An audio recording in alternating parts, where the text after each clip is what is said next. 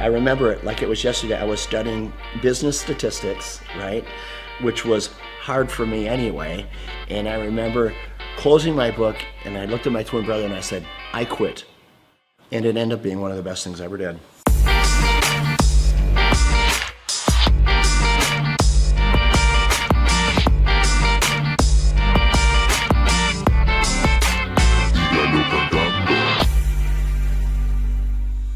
Personally, I didn't get the opportunity to go to college, and I'm glad I didn't, because you meet a friend and they're like, oh, so where'd you go to school? You know, they're kind of asking where you went. I'm like, I went to the School of Hard Knocks. I would rather be street smart than book smart any day, and I learned a lot the same way you did. My dad, with his small grocery store, when I was 8 years old, he gave me the opportunity to sell popcorn in front of his grocery store. 25 cents a bag, so every Saturday you'd see me there, and then at the end of the day, we'd pay off the popcorn and oil, and then my dad would take half and we would take half. I could never repay him for the education my dad gave me. It's so valuable. He taught me how to work. I picked up a racket when I was 13, and it was racquetball was a sport to me that came easy to me, right? So by the time I was 17, 18 years old, I was a professional. So I spent a lot of time inside the court. And at that same club was the same club that offered me a job when at the time I was living in Orlando, Florida. The club was losing money, and they said, hey, Peter, if you come back and run this club for us, we'll pay you $16,000 a year, but we'll give you an opportunity to buy us out with the profits that the business generates. So for me, that was the opportunity that I needed. I had to get creative. I started bartering. So I went to the carpet store in town, and I said, tell you what, I don't have any money, but I have memberships. How about if you give me carpet and I'll give you memberships for all your employees? And to my surprise, many of them said, okay. Slowly the membership base began to grow. And over a matter of 4 years, the business went from losing 200 grand a year to making $200,000 a year. I went right back to the bank, got another loan, built another club. Now I had 2 clubs paying 1 loan. So you know what, when you start with nothing, you're fearless. Crazy, a lot of your buddies are probably still up in St. Cloud. St. Cloud, hey Peter, let's go party, let's do this, that. I mean, it's the typical life of a 22-year-old. Right. And you know, I remember when I came into the club, I remember I had an all-staff meeting. And I said, hey, tomorrow we're going to clean. The next day I come to work, and before I'm getting ready to start cleaning, there's probably 40, 50 people there. About 3 or 4 of them step forward, speaking on behalf of the group, and they said, hey Peter, we just want you to know, we don't clean. Okay, that's not what we do. In other words, that's not in our job description. I look at them, you're talking about a character building moment. I take a step back. I don't know half of their names, right? I'd been there all of 2 days, and I said, and you also don't have a job. I had to do it, right? And those were character building moments, and I filled in the voids where I had to. But I tell you what, that's how we were able to grow that membership base so fast, because I said, you know, when people come in, we're going to call them by name. This club is going to be clean, and we're going to deliver on our promise, helping people get fit. I took the one club and I built it into 6 clubs. These are clubs with indoor pools, racquetball, aerobic studios. They were big clubs. I sold them, and what it got me to do, it got me to think about what if. So I asked myself, what if I eliminate racquetball courts? What if I eliminate aerobic studios? What if I eliminate the swimming pool and childcare? All of it. So this club that was normally 40,000 square feet was suddenly 4,000 feet. Instead of having 50 employees, I had 2, right? The unit level economics came in place. So I built one club, and in 90 days, I sold enough memberships in 90 days to cash flow the business for the year. And that was the starting point of what today is known as Snap Fitness, with a couple thousand locations around the world, and then multiple other brands that we've developed since then. Did I know at that time I was gonna build one of the largest franchises in the world? Of course not.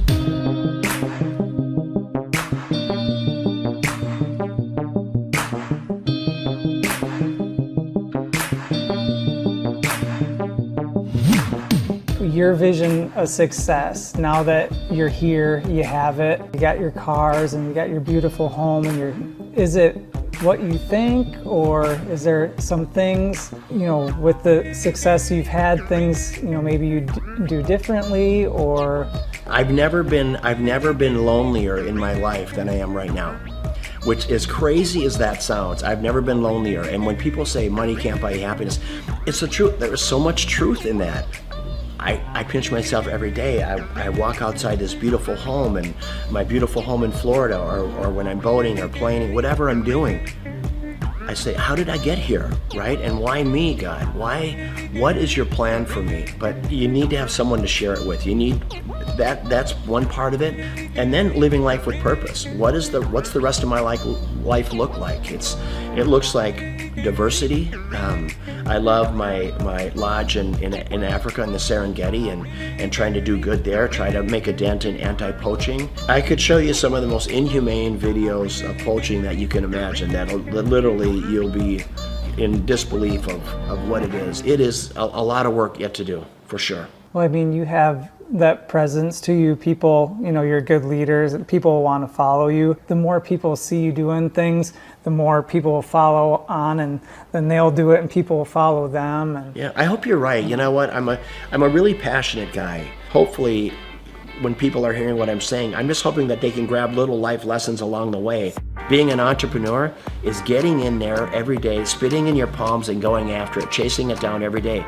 And win or lose doesn't matter. I always say, if you haven't failed in business, you're not trying hard enough. Failing is part of growing. Pain is part of growing. And that's not only in business, that's in your personal life as well. And I can't stress it enough that don't be afraid to fail.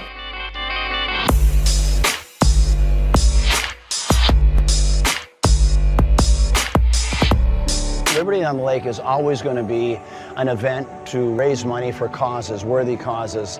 I'm going to have it right here. There's not a better place, there's not a more beautiful piece of property. Just the way, being out on this peninsula, I mean, imagine today they expect over 1,000 boats on the lake. Most of these boats have between 8 and 10 people on them. So you're going to have 10 to 15,000 people just on the lake alone watching this concert, let alone the 600 people here. And if we can bring awareness to causes, boy, what a great way to do it. First and foremost, it's great talent, raising money for a great cause, and then always making it available to the lake. I want the people on the lake to have as much of a concert experience as all of our special guests do. It's my pleasure here to bring up my friend, Mr. Tim McGraw. Tim, come on up, my brother.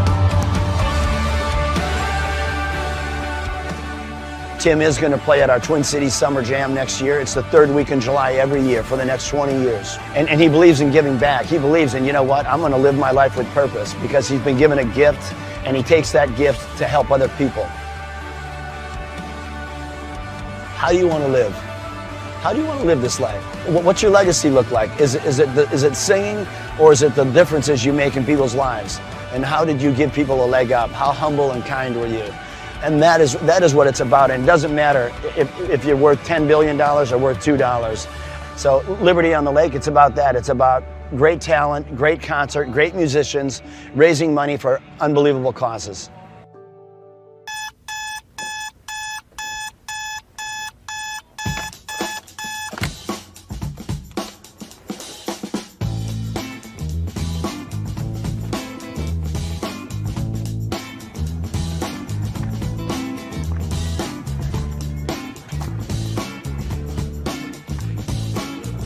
I start my day at 3 a.m. I went through school and it just wasn't positive for me. I don't recall enjoying it.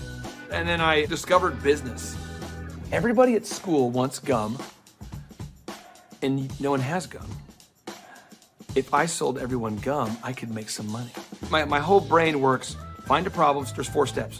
Find a problem, solve the problem, sell the solution, nail it and scale it. So when I'm like 14, 13, I'm selling gum in quantities. I'm going to Sam's in bulk. And then the principal calls me and says, Mr. Clark to the principal's office, Mr. Clark to the, I'm like, what is going on?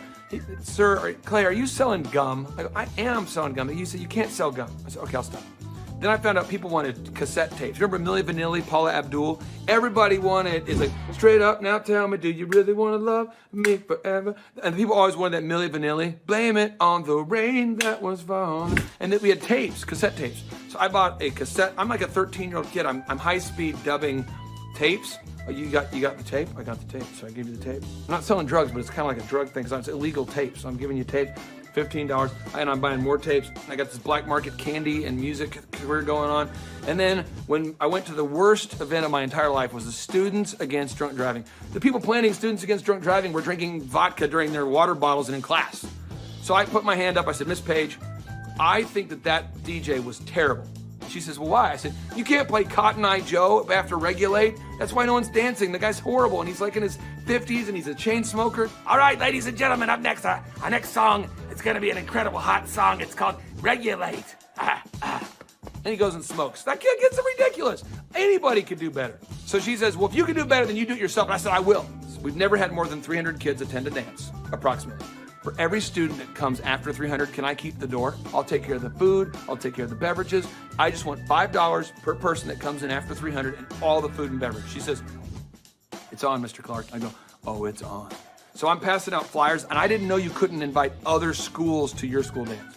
The night of the event happened, the people show up, and there's maybe 1,000 kids, where there should be like 300 kids, and they're not from our school. And the energy is epic now. So and people are crowd surfing, and I'm making crazy amounts of money. And I'm gonna make $5,000 tonight. The crowd surfing was out of control, and the principal asked me to stop, and I said no. And I asked the crowd, do you wanna stop? And they said no. I said, do you wanna stop? No. Do you wanna fight for your right to party? And then the principal kicked me out. I met Vanessa when I was going to Oral Roberts University. She was a cheerleader, and I thought she was super attractive, and she's super smart. And so even to this day, she'll say stuff, and I'm going, oh, I should write that down. So I feel like I'm kind of married to like an attractive Yoda. And he's allowed it in his grace and goodness and mercy, right? Because he has a plan for goodness. And so I get so excited about everything. She does. I do, that God is doing right now. We had our first business, DJ Connection, which was a mobile entertainment company. And we grew that to be doing 80 events a weekend. It was crazy. We ended up selling that, and we started something called Make Your Life Epic. And that's what Clay does, is coaches people in their businesses and helps them grow their businesses.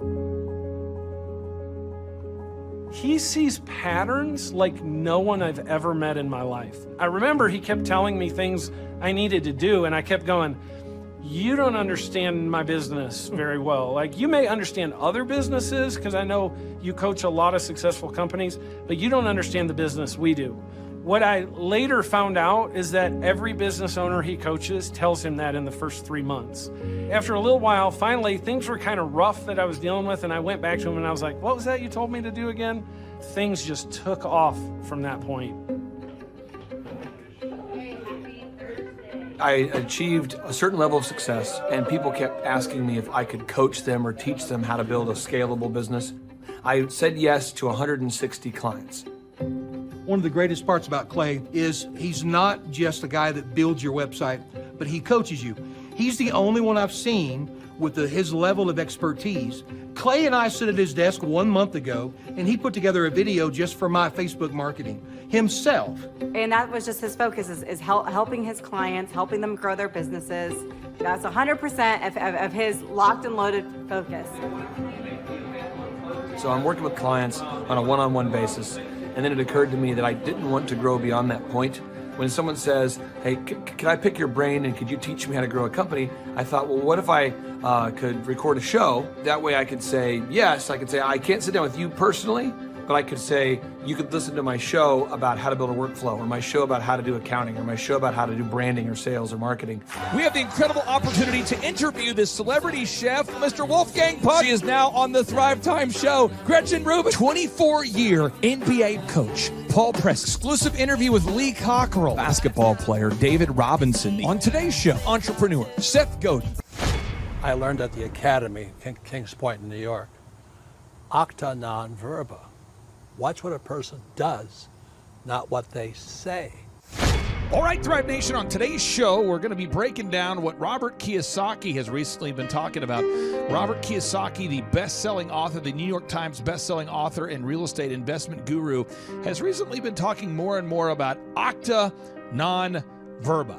You say, what's acta non verba? Well, one, it's Latin, so don't get too concerned there, but it's acta Again, this octa nonverbal. What it means is is action. You need to watch what people do and not what they say.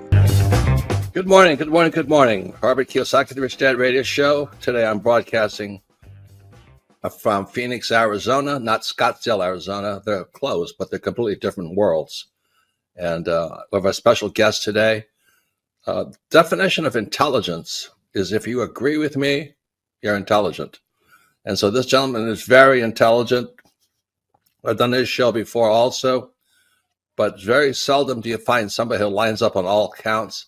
And it's a Mr. Clay Clark. He's a friend of a good friend, Eric Trump. But we're also talking about money, bricks, and how screwed up the world can get in a few and a half hour. So Clay Clark is a very intelligent man, and there's so many ways we could take this thing. But I thought, since you and Eric are close, Trump, what were you saying about what Trump can't, what Donald, who's my age, and I can say or cannot say? First of all, I have to honor you, sir. I want to show you what I did to one of your books here. There's a guy by the name of Jeremy Thorne, who was my boss at the time. I was 19 years old, working at Faith Highway. I had a job at Applebee's, Target, and DirecTV. And he said, "Have you read this book, Rich Dad, Poor Dad?" And I said, "No." And my father, may he rest in peace, he didn't know these financial principles. So I started reading all of your books and really devouring your books. And I went from being an employee to self-employed, to the business owner, to the investor. And I owe a lot of that to you. And I just wanted to take a moment to tell you, thank you so much for allowing me to achieve success. And then I'll tell you all about Eric Trump. But I just want to tell you, thank you, sir, for changing my life.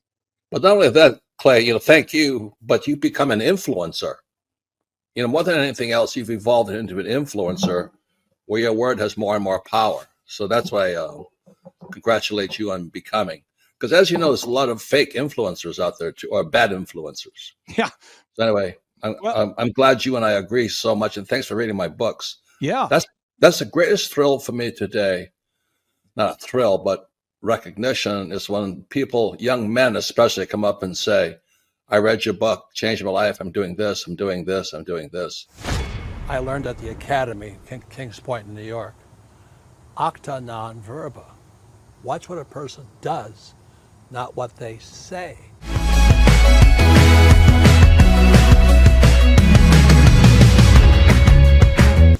I heard about Clay Clark and Make Your Dog Epic through a business conference. So I was working for one of Clay's clients, Score Basketball, and I went to one of Clay's business conferences, and it completely changed my life. I asked him there how to get mentors in my life that were business owners, not just employees, and he completely changed my life, and now he's actually one of my mentors, and I view him as a brother.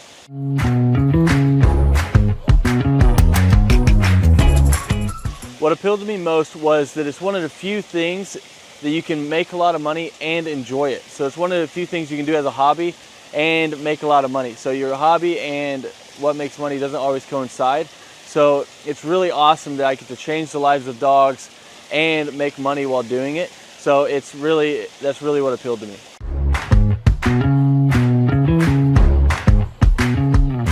Since our grand opening, once we started training dogs, it took about 10 weeks for us to gross $20,000 in sales.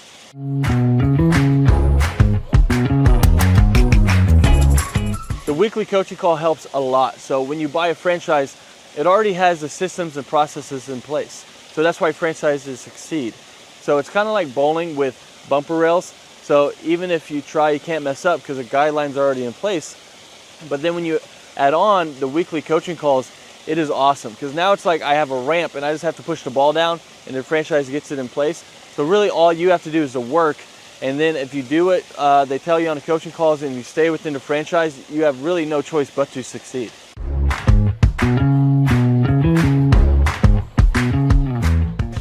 Yeah, so having a team that handles all of the customer scheduling has freed up so much time because now I'm not training dogs while trying to answer the phone and schedule people and take care of reschedules and scheduling first times.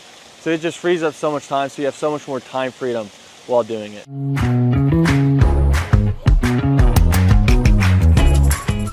If I didn't have a team to handle all of the customer scheduling, my schedule would be chaotic. I mean, I'd actually probably have to hire somebody to do it for me. So I would be answering calls, trying to get a hold of people, trying to reschedule, trying to take inbound calls, trying to do outbound calls, trying to get new leads, trying to answer old leads. It would just be super chaotic. So I'm super happy we have a team that takes care of all of that for us.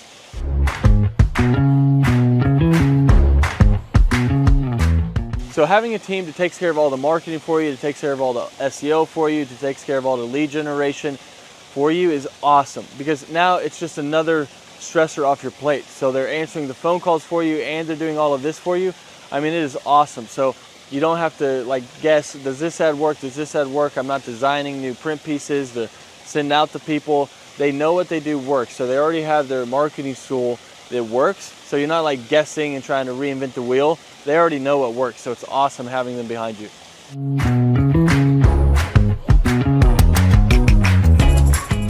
So if I didn't have a team helping me with turnkey marketing, search engine optimization, and lead generation, I would have to learn a lot. So I'd have to learn how to make a website canonically compliant, how to write the articles, how many articles, how to make a website rank, how to do a Google My Business listing, how to make print pieces, how to design print pieces, what colors work, what am I allowed to do, what am I not allowed to do, where should I print those print pieces, where should I run ads, where should I do that, should I do the Dream 100, what is the Dream 100, how do I create a list for the Dream 100, what events should I do, what events should I not do.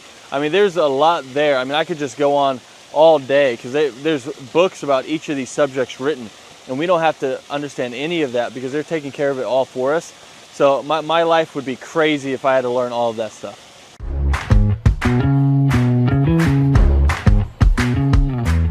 What does a day in the life look like for a Make Your Dog Epic franchisee owner? Basically, you're waking up to do the hobby that you love. So you're seeing your schedule. If you have an event, you're going to an event and you're interacting with people, you're telling them about dog training, you're showing off your own personal dog, or you're going to lessons and you're teaching Fluffy how to sit, calm down, place, heel, you're doing all of it, and you're helping these people through their issues. And it can literally be life-changing for these people. So it's a super rewarding job and business to own because you're actually making a difference in somebody's life, and while being paid well to do something that you love. So a day in the life, basically you're just checking your schedule and you're going through all of it, whether it's lessons, whether it's managing people, whether it's doing events, but that's basically a day in the life.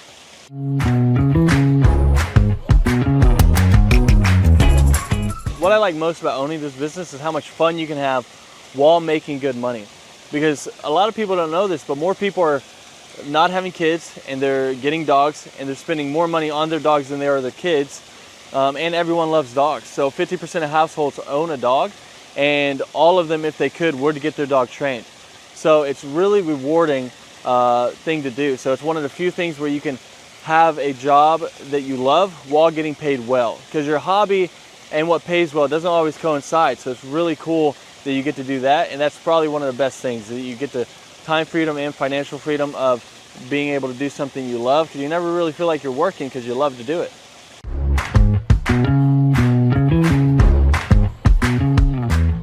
All right, so the most challenging aspect of owning a Make Your Dog Epic franchise is, at first, it's learning the dog training. But Make Your Dog Epic does a great job of making sure that you feel very competent and that you know everything you need to know about dog training so that you can go out there and make a difference. And they have ongoing learning. So if you ever struggle with anything, you can always call the head trainer. You can learn however much you want. You can always come back and shadow as much as you want. So there's no limit to how much you can learn or help you can get. After that, though, it turns into half dog training, half human training, because you're training humans as well. I'll let you guys guess which one's harder. So it's just managing the people side of it once you already know the dog side of it. And that would be what I would say is the hardest, most challenging part of Make Your Dog Epic.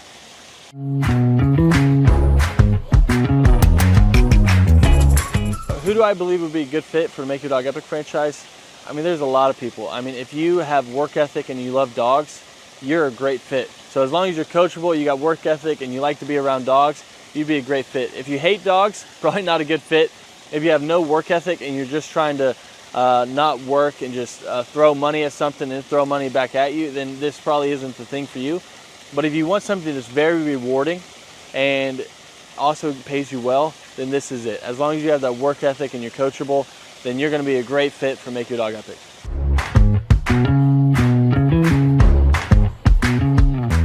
How does owning a Make Your Dog Epic franchise help me achieve my financial goals? I mean, the goals that I used to have, they're not even goals anymore because I've surpassed them.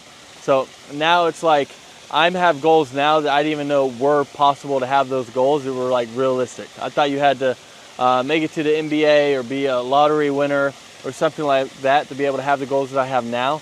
But I mean, it's completely changed my life, so I can't speak highly enough about it.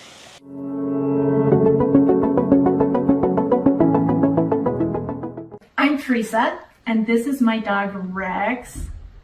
You wouldn't know it, but a few weeks ago, he would never have been sitting here like this. I found Make Your Dog Epic because my friend had sent her dog to them, and it was amazing the difference that training made with her dog. All right, my name is Christian. I'm from Austin, Texas. Moved to Utah earlier this year. I found Make Your Dog Epic on Google, and their training has been fantastic. My dog is finally able to listen to me. I'm able to have a better relationship with my dog, and I would recommend Make Your Dog Epic for anyone who is trying to have a tighter, more close-knit connection with their animal and their loved one. Hi, my name's Chloe, and this is Louie.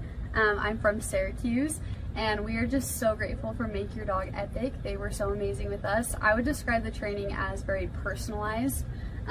From the time that we had our first assessment, they were able to figure out what Louie needed, and all of the lessons were very personalized to his personal needs. He's doing so much better, and now everyone else can enjoy the happy dog that I have. So grateful for them, and I would definitely recommend it to anyone. This is Nathan and Kendra Manwaring in Morgan, Utah, and this is Sky, and we had an amazing training experience. I think they did a great job with her.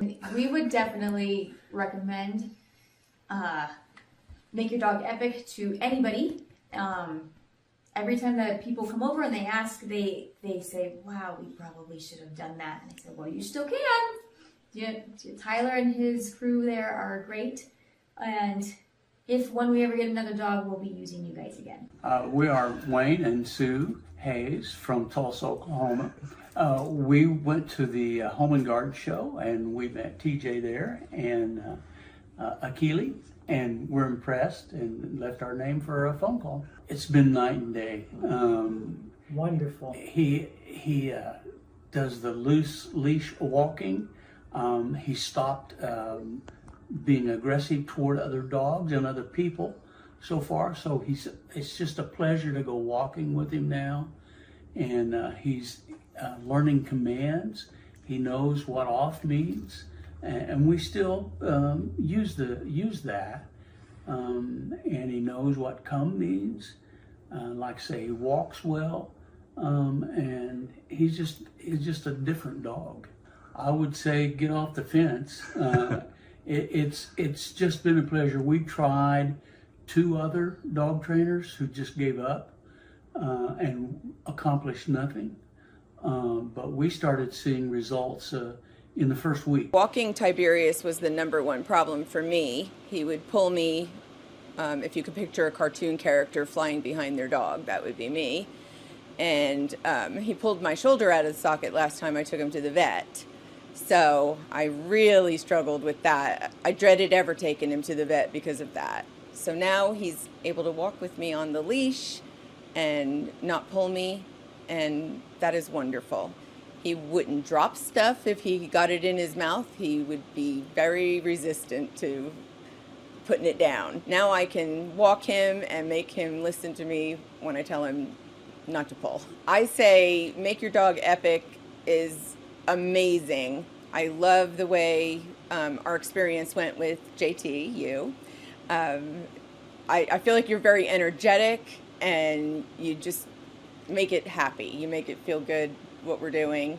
And Tiberius has come home just himself, only a better version.